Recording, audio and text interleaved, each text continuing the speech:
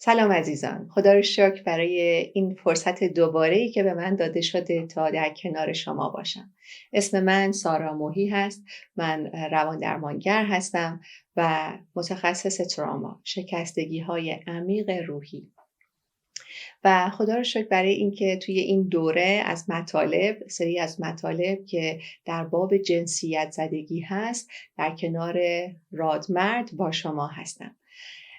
دفعه‌های قبل در باب زخم‌ها و فشارهایی که رشد کردن در یک جامعه جنسیت زده میتونه با خودش به بار بیاره صحبت کردیم. درباره اینکه چطور میتونه رشد یک مرد جوان در سنین کودکی و کوچکی با فشارها و سرکوب‌های زیادی روبرو بشه. این بار هم میخوایم روی یک قسمتی از اون فوکوس بکنیم. اجازه بدید تا امروز درباره محترم بی‌کرامت صحبت کنیم.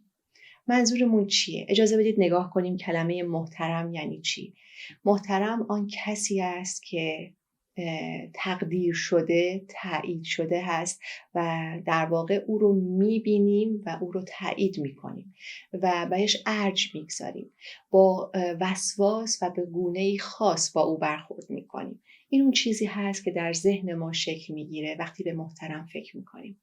و ببینید که چقدر محترم بودن چیز خواستنی و خوبی هست و چقدر برای مخصوصا یک مرد محترم بودن مهم بوده. البته که زنها هم لازم بوده که محترم باشن، ولی این چیزی که من برای خودم دیدم این هستش که کلمه احترام و احترام مرد و احترام برادر بزرگ، احترام پدر خانواده یکی از چیزهاییه که به صورت وسواسگونه‌ای با اون برخورد میکنیم که خب خیلی هم چیز قشنگیه، خیلی هم مهم و خوبه اگر ما با احترام با هم دیگه رفتار بکنیم. چه بسا اینکه کلام خدا هم ما رو بارها تشویق میکنه که با همدیگه در محبت و با حرمت رفتار کنیم. پس کجای کار میتونه این محترم باعث آسیب ما بشه؟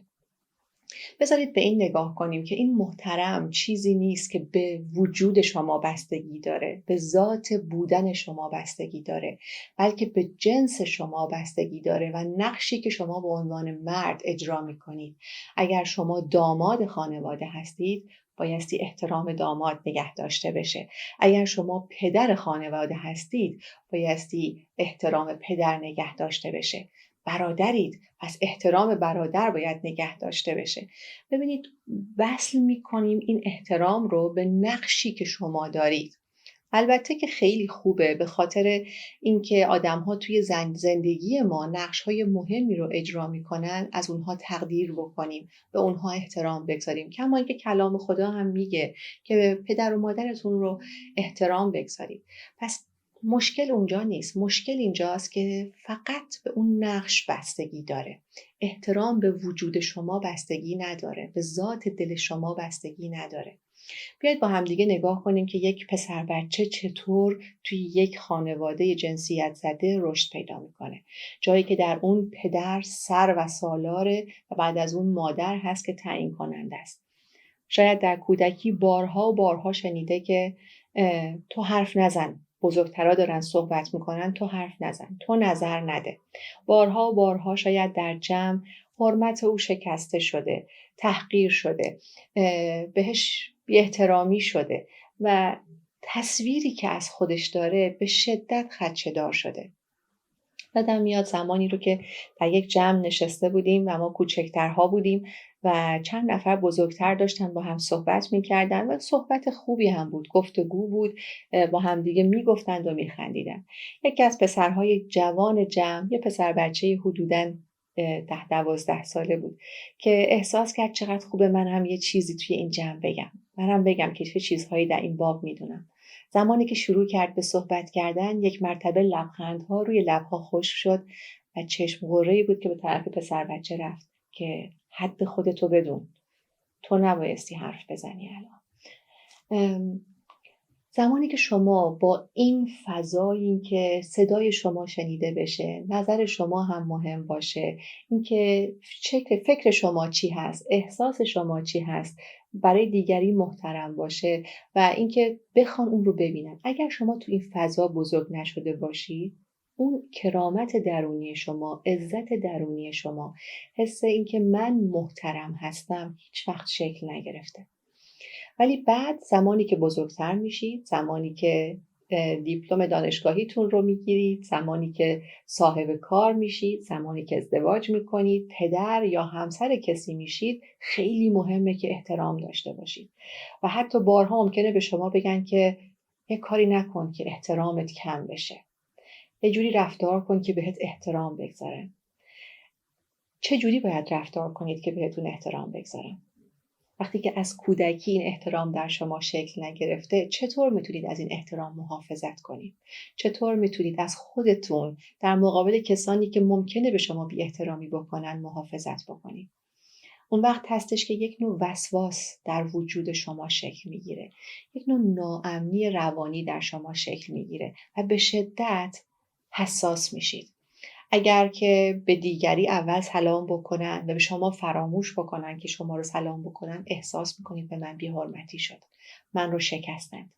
اگر به طور مثال در رو برای کسی دیگه‌ای باز بکنن، برای شما باز نکنن، باز یه چیزی ته دلتون ممکنه احساس کنید دیدی به من احترام گذاشته نشد.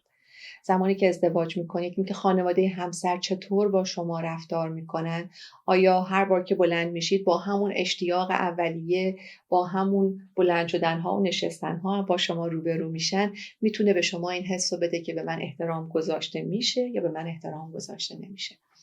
این میتونه شما رو خیلی آسیب پذیر بکنه.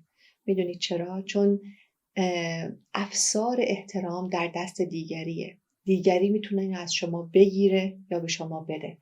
و چون این احترام در شما شکل نگرفته، این کرامت، این عزت، این حس عزیز بودن و محترم بودن، این که صدای من، فکر من، نظر من به خاطر ذات انسانی من، به خاطر اینکه منم تجلی از ذات خدا هستم، حتما با ارزشه، در شما شکل نگرفته، به محض اینکه کسی رفتاری نشون بده که درش تأییدی برای شما نیست، به شدت میشکنید. بعد ممکنه که خودتون رو به کلی کنار بکشید. ممکنه که به کلی محبتتون رو، توجهتون رو از اون آدم یا از اون جمع بگیرید و بگید که تو به من احترام نمیذاری، پس من با تو حرف نمیزنم، پس من دیگه با شما معاشرت نمیکنم. تصور بکنید پسر بچه‌ای که در کودکی اون عزت رو نگرفته، اون عزیزی رو نداشته، روزی میرسه که خودش پدره و یک بچه نوجوان داره. بچه که به نوجوانی برسه، مطمئن باشید روزی میاد که میخواد منم بکنه، میخواد بگه من با تو مخالفم پدر، و ممکنه به نظر شما سرکشی بکنه.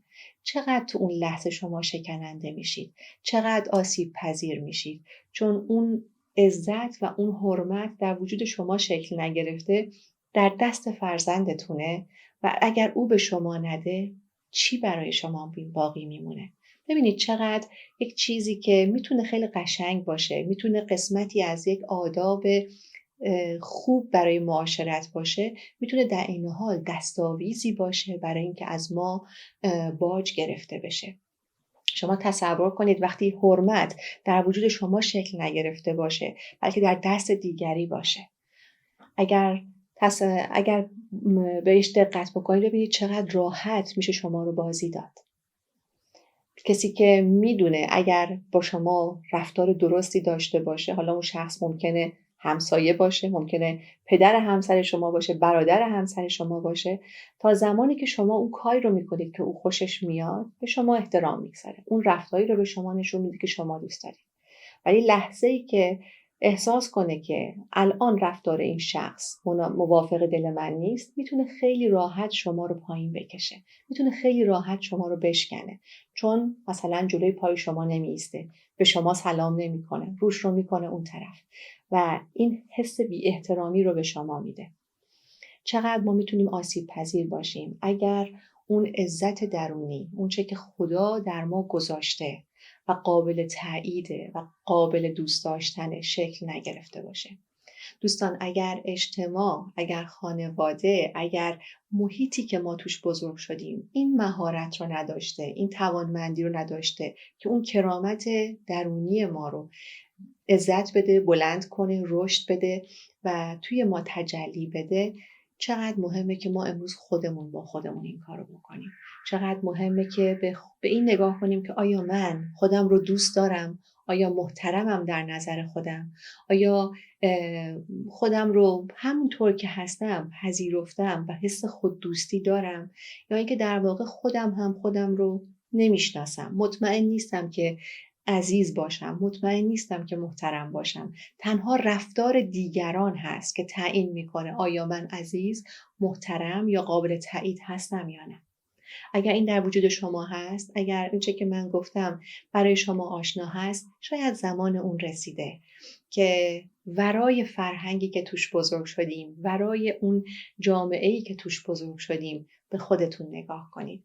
بدونید که روح خدا آماده است تا شما رو در مسیر شفا توی این موضوع پیش ببره و آنچه رو که حقیقت ذات خداست، آنچه رو که حقیقت ذات شماست که در خدا شکل گرفته، برای شما آشکار بکنه. توی این مسیر خیلی مهمه که بدونید تنها نیستید. مردان زیادی هستند که مثل شما این تجربیات رو داشتن ولی درباره‌اش زیاد صحبت نمیشه. معمولا درباره قسمت احترام صحبت میکنیم ولی این بی‌کرامتی درونی رو فراموش میکنیم.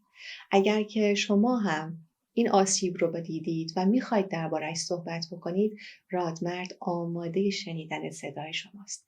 با ما حرف بزنید و بدونید که شنیدن صدای شما برای ما خیلی مهمه، چون شما عزیز و محترم و با ارزشید. امید که در پناه خدا باشید تا بار آینده. رادمرد، بنیاد مردان مسیحی.